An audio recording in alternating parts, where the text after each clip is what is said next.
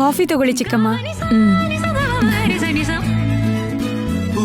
ಕೌಸಲ್ಯ, ಏನಜ್ಜಿ? ಭೈರವಿ ನಿದ್ದೆಯಿಂದ ಇದ್ದಿದ್ದಾಳ? ಏನೋ ಅಜ್ಜಿ. ಏನು ಅಂತ ಇದೆಯಲ್ಲಮ್ಮ, ಅರಿಶಿನ ನೀರ್ ಹಾಕ್ಬೇಕಲ್ಲಮ್ಮ, ಇಪ್ಸಿ ಬೇಗ ರೆಡಿ ಮಾಡು. ಹೌದು, ಆದಿತ್ಯ ಎದ್ದಿದಾನಾ? ಎದ್ದಿದಾರಜ್ಜಿ, ಹೊರಗಡೆ ಇದ್ದಾರೆ. ಸರಿ ಹೋಗು ಬೇಗ. ಹಾ ಸಾನ್ವಿ. ಹಾ ಅಜ್ಜಿ. ನೀನ್ ಹೋಗಿ ಅರ್ಜುನ್ ಎಬ್ಸು, ಹೋಗು. ಆಯ್ತಜ್ಜಿ. ಏನ್ ಜನಗಳೋ ಏನೋ, ಎಲ್ಲ ಕೆಲ್ಸ ಹಾಗೆ ಬಿದ್ದಿದೆ. ಶಕುಂತಲಾ, ನನ್ನಳಿಯ ನಿನ್ನಳಿಯ ಇವರೆಲ್ಲ ಎಲ್ಲಿ ಹೋಗಿದ್ದಾರೆ? ಎಲ್ರೂ ಹೊರಗಿದ್ದಾರಮ್ಮ. ಎಲ್ರೂ ಹೊರಗಡೆ ಏನ್ ಮಾಡ್ತಾ ಇದ್ದಾರೆ?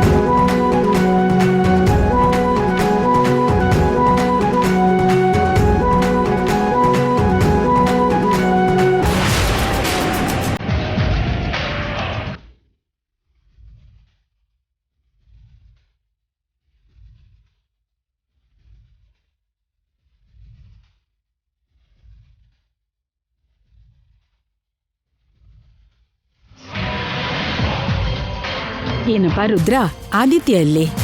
ಗೊತ್ತಿಲ್ಲ ಅಜ್ಜಿ. ಗೊತ್ತಿಲ್ವಾ? ಎಲ್ಲಿ ಹೋಗಿರ್ಬಹುದು? ನೋಡು ರುದ್ರ, ಅವರೆಲ್ಲ ಅಲ್ಲಿ ಕೆಲಸ ಮಾಡ್ತಾ ಇದ್ರೆ ನೀನ್ ಇಲ್ಲಿದ್ದೇನ್ ಮಾಡ್ತಿದ್ಯಾ? ಹೋಗ್ ಅವ್ರಿಗೆಲ್ಲ ಸಹಾಯ ಮಾಡು. ಮಾಡ್ತೀನಿ ಅಜ್ಜಿ. ಹೋಗು. ಅಜ್ಜಿ, ಆದಿತ್ಯ ಅಲ್ಲೆಲ್ಲಾದ್ರೂ ಇದಾನಾ? ಹೊರಗಡೆ ಹೋಗಿದ್ದಾನೆ ಅಜ್ಜಿ. ಹೋಗಿ ತುಂಬಾ ಹೊತ್ತಾಯ್ತು. ತುಂಬಾ ಹೊತ್ತಾಯ್ತಾ? ಇಷ್ಟೊತ್ತಾದ್ರೂ ಬರ್ದೆ ಎಲ್ಲಿಗೆ ಹೋಗಿದ್ದಾನೆ?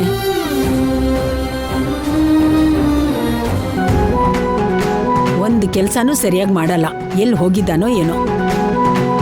ಏನಜ್ಜಿ, ಯಾಕೆ ಟೆನ್ಷನ್ ಆಗಿದ್ಯಾ? ನಿನ್ ಬಗ್ಗೆನೇ ಕೇಳ್ತಾ ಇದ್ದೆ.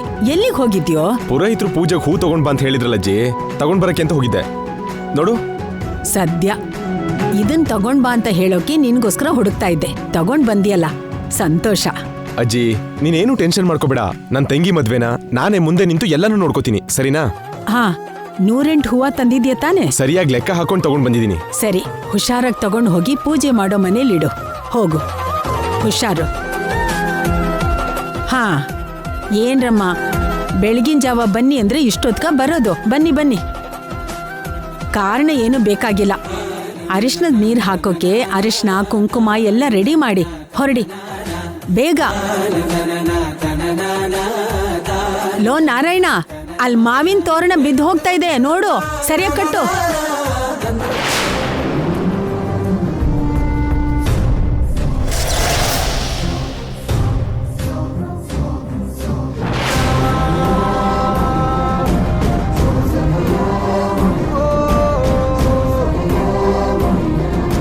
ಮಾವ, ದಿನದಿಂದ ದಿನಕ್ಕೆ ನಿನ್ನ ರೂಪ ಹೀಗೆ ಬದಲಾಗಿ ಹೋಗುತ್ತಿದೆಯಲ್ಲ ಮಾವ. ನಿನ್ನ ದೇಹದಲ್ಲಿರುವ ರಕ್ತ ಹೆಪ್ಪುಗಟ್ಟಿರುವ ರೀತಿ ಕಪ್ಪಾಗುತ್ತಿದೆಯಲ್ಲ ಮಾವ. ನಿನ್ನನ್ನು ಬದುಕಿಸಿಕೊಳ್ಳುವುದಕ್ಕೆ ನನ್ನಿಂದೇನು ಮಾಡಲಾಗುತ್ತಿಲ್ಲ. ನಿನಗಾಗಿ ಏನು ಮಾಡಬೇಕು ಅರ್ಥವಾಗುತ್ತಿಲ್ಲ ಮಾವ.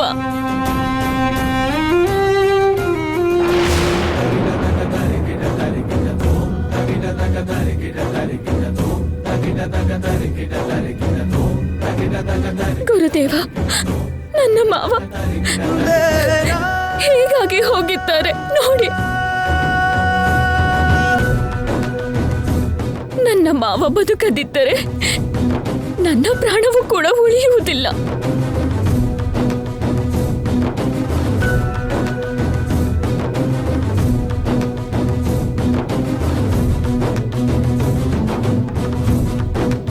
ಗುರುದೇವ, ನನ್ನ ಮಾವನನ್ನು ಬದುಕಿಸಿಕೊಳ್ಳುವುದಕ್ಕೆ ಅವಕಾಶವಿಲ್ಲವೇ?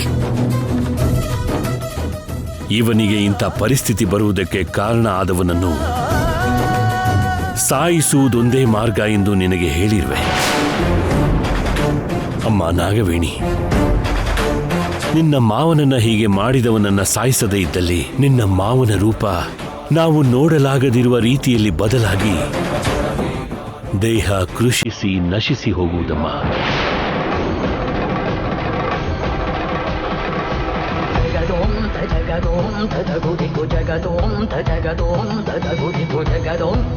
ನನ್ನ ಮಾವನನ್ನು ಗಾಯಪಡಿಸಿ ಮಣಿಯನ್ನು ತೆಗೆದುಕೊಂಡು ಹೋಗಿರುವುದು ಯಾರೆಂದು ತಿಳಿದುಕೊಳ್ಳುವುದಕ್ಕೆ ಪ್ರಯತ್ನ ಪಡುತ್ತಲೇ ಇರುವೆ. ಅವನು ಯಾರೆಂದು ತಿಳಿದ ಮರುಕ್ಷಣವೇ ಅವರನ್ನು ಸಂಹರಿಸುವೆ. ಇಂದು ನಿನ್ನ ಭಕ್ತೆ ಭೈರವಿ ಮದುವೆ. ಮುಹೂರ್ತದ ಸಮಯಕ್ಕೆ ಮಂಗಳಸೂತ್ರ ತೆಗೆದುಕೊಂಡು ಬಂದು ಕೊಡುವೆ ಎಂದಿರುವೆ. ಕೊಡದೇ ಇದ್ದಲ್ಲಿ ನಿನ್ನನ್ನು ನೀನೇ ದಹಿಸಿಕೊಳ್ಳುತ್ತೇನೆ ಎಂದು ಪ್ರತಿಜ್ಞೆ ಮಾಡಿದ್ದೀಯ.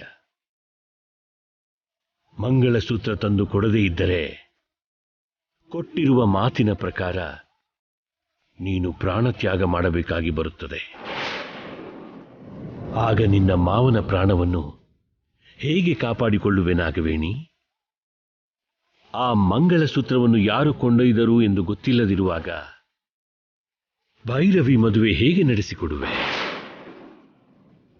ಆ ಮದುವೆಯನ್ನು ನಡೆಸಿಕೊಡಲಾಗದೇ ಇದ್ದಲ್ಲಿ ನೀವು ಆತಂಕ ಪಡುವ ಅಗತ್ಯವಿಲ್ಲ ಗುರುದೇವ. ಆ ಮಾಂಗಲ್ಯವನ್ನು ಯಾರು ತೆಗೆದುಕೊಂಡು ಹೋಗಿದ್ದಾರೆಂದು ತಿಳಿದುಕೊಂಡೆ. ಆ ಮಾಂಗಲ್ಯವನ್ನು ತಂದೆ ತರುವೆ. ಅದನ್ನು ನನ್ನ ಭಕ್ತೆಗೆ ಕೊಟ್ಟ ಮೇಲೆ ನನ್ನ ಮಾವನನ್ನು ಬದುಕಿಸಿಕೊಳ್ಳುವ ಪ್ರಯತ್ನ ಮಾಡುವೆ. ಆ ಮಂಗಳಸೂತ್ರ ಯಾರ ಬಳಿ ಇದೆ ನಾಗವೇಣಿ? ದುಷ್ಟನಾದ ಕಾರ್ಕೋಟಕನ ಬಳಿ ಇರುವುದು.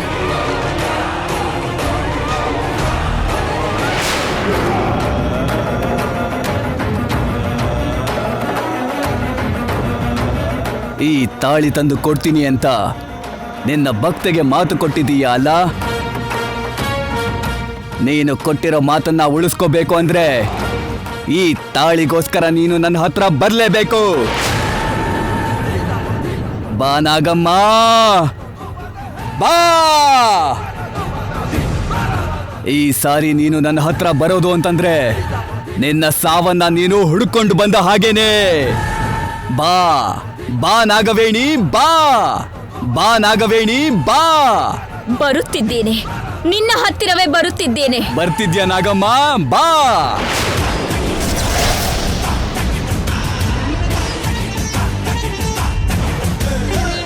ಬಾ ಬಾ, ಬೇಗ ಬಾ.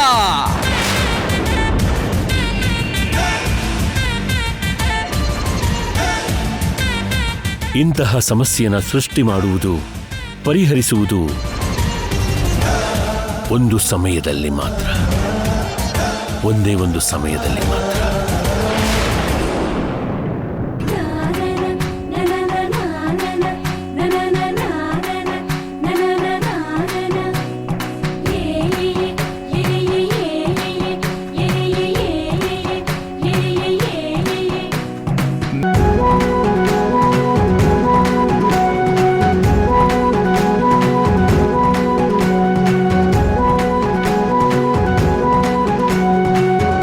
ಅರ್ಜುನ್ಗೂ ಭೈರವಿಗೂ ಒಂದೇ ಕಡೆ ಅರ್ಶನ ನೀರು ಹಾಕ್ತಿರೋದು ತುಂಬಾ ಚೆನ್ನಾಗಿದೆ ರೀ. ಅಪ್ಪ, ಅರ್ಶನ ನೀರು ಹಾಕಾಗೋಯ್ತು. ಇನ್ನು ಸ್ವಲ್ಪ ಹೊತ್ತಲ್ಲಿ ಮದುವೆ ಕೂಡ ಆಗೋಗುತ್ತೆ. ನೀನು ಈ ಮದುವೆ ನಿಲ್ಲಿಸೋದು, ಭೈರವಿ ಜೊತೆ ನನ್ನ ಮದುವೆ ಆಗೋದು, ಇದೆಲ್ಲ ನಡೀದೇ ಇರೋ ಮಾತು. ಮದುವೆ ನಿಲ್ಸೋದಕ್ಕೆ 1 ನಿಮಿಷ ಸಾಕಾಣು. ಅವರಿಬ್ರು ಹಸೆ ಮಣೆ ಮೇಲೆ ಕೂತ ಮೇಲೂ ನಾನೀ ಮದುವೆ ನಿಲ್ಲಿಸಬಲ್ಲೆ. ಈ ಮದುವೆ ಖಂಡಿತ ನಡೆಯೋದಿಲ್ಲ ಕಣೋ, ನೋಡ್ತಾ ಇರು. ಲೇ ಲೇ, ನಿಲ್ಸ ಸಾಕು. ಅಲ್ಲೇನೋ ನಿಮ್ಮಮ್ಮ ಮುಖ ಊದಿಸ್ಕೊಂಡು ಕೂತಿದ್ದಾಳೆ, ಇಲ್ಲಿ ನೋಡಿದ್ರೆ ನೀನು ಕೈಲಾದ ಮಂಗನ್ ತರ ಕಣ್ಣೋಡ್ಸ್ಕೊಂಡು ನಿಂತಿದ್ಯಾ. ಜನಗಳಿಗೆ ನಮ್ಮ ಮೇಲೆ ಏನಾದ್ರೂ ಸಣ್ಣ ಅನುಮಾನ ಬಂದ್ರೂ ಕುತ್ತಿಗೆ ಹಿಡಿದು ಮತ್ತೆ ಮನೆಯಿಂದ ಆಚೆ ತಳ್ತಾರೆ. ಮುಚ್ಕೊಂಡು ಬಿದ್ದಿರು.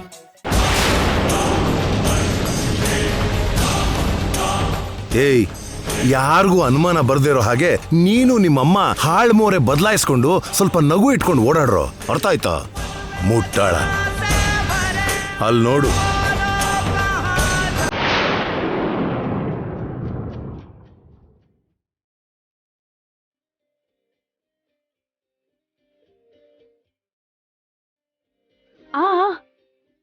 ನನ್ ಸೊಸೆ ತುಂಬಾ ಮೃದು, ಗಟ್ಟಿಯಾಗಿ ಒತ್ತಿ ಹಚ್ಬೇಡ್ರಮ್ಮ. ಇವಾಗ ಗಟ್ಟಿಯಾಗಿ ಎಣ್ಣೆ ಹಚ್ಚಿದ್ರೇನೆ ನಾಳೆ ಅವಳ ಗಂಡನ್ನ ಚೆನ್ನಾಗಿ ಹತೋಟಿಲಿ ಇಟ್ಕೋತಾಳಮ್ಮ.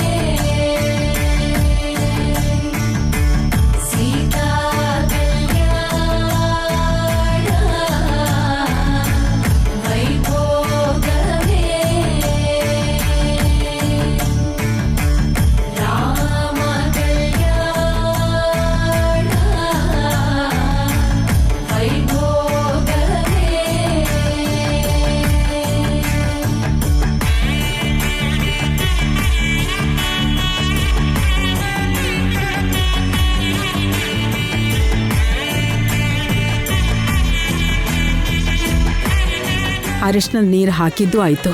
ನಾಗಮ್ಮ ಮಾಂಗಲ್ಯ ಇನ್ನೂ ತಗೊಂಡೇ ಬರಲಿಲ್ಲ. ಮದುವೆ ಮುಹೂರ್ತಕ್ಕೆ ಜಾಸ್ತಿ ಸಮಯ ಕೂಡ ಇಲ್ಲ. ಅಮ್ಮ ನಾಗಮ್ಮ, ಎಲ್ಲಿದ್ಯಾ ತಾಯಿ, ಎಲ್ಲಿದ್ಯಾ ತಾಯಿ?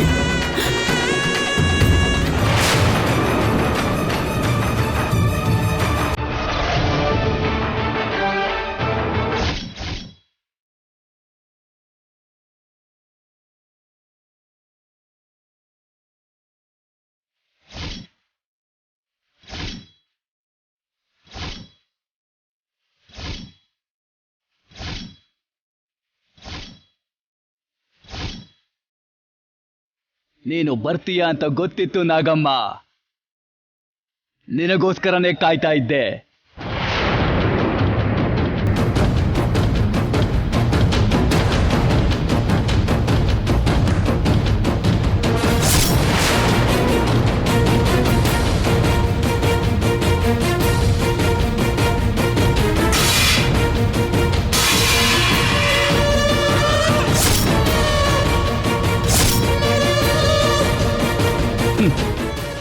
ಮಾಂಗಲ್ಯಕ್ಕೋಸ್ಕರ ಬಂದಿದ್ದೀಯಾ ಅಲ್ವಾ? ಅಲ್ಲೇ ಇದೆ ನೋಡು ಮಾಂಗಲ್ಯ.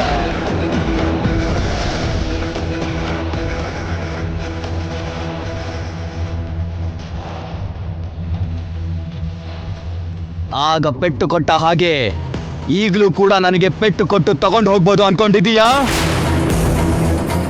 ಈ ಸಾರಿ ನನ್ನ ಸೋಲಿಸೋದು ನೀನು ಅಂದ್ಕೊಂಡಿರೋ ಅಷ್ಟು ಸುಲಭ ಅಲ್ಲ. ನಿನ್ನಂತಹ ಕೆಟ್ಟವನ ಬಳಿ ಯುದ್ಧ ಮಾಡಿ ಗೆಲ್ಲಬೇಕು ಎನ್ನುವ ಯೋಚನೆ ಆಗಲಿ ಆಸೆ ಆಗಲಿ ನನಗಿಲ್ಲ. ಗೆಲ್ಲಕ್ಕಾಗಲ್ಲ ಅನ್ನೋ ಭಯದಿಂದ ಆಗಂತ ಇದೀಯಾ? ಭಯ ನನಗಲ್ಲ, ನಿನಗೆ. ನನಗ? ನಿನಗೆ ನಾನು ಎಂದರೆ ಭಯ ಇರುವುದರಿಂದಲೇ ನಾನು ಬರುವೆ ಎಂದು ಹೆದರಿ ಆ ಮಾಂಗಲ್ಯವನ್ನು ಬಂಧನದಲ್ಲಿ ಇಟ್ಟಿರುವುದು.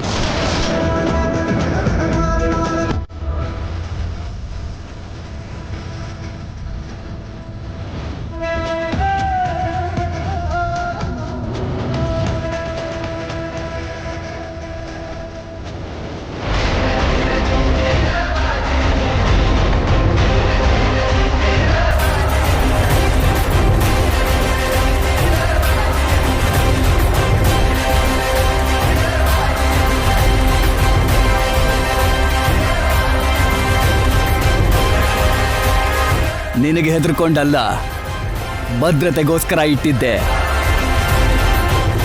ದಮ್ಮಿದ್ರೆ ನನ್ನ ಸೋಲ್ಸಿ ಇದನ್ನ ತಗೊಂಡು ಹೋಗು.